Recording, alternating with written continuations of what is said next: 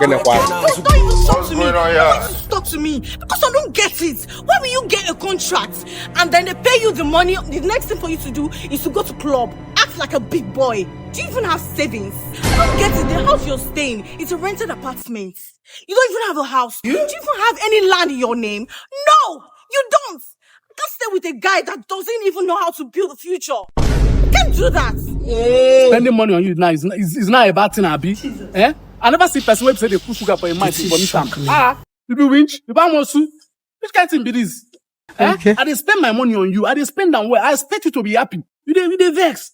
Did I ask you? Did I ask you? I already have enough. I have bags, I have shoes, I have clothes, I have designers. I did not ask you. I need a guy I'll be able to rely on. Okay. We can spend money today and tomorrow I will go hungry. We'll start begging. I don't need that.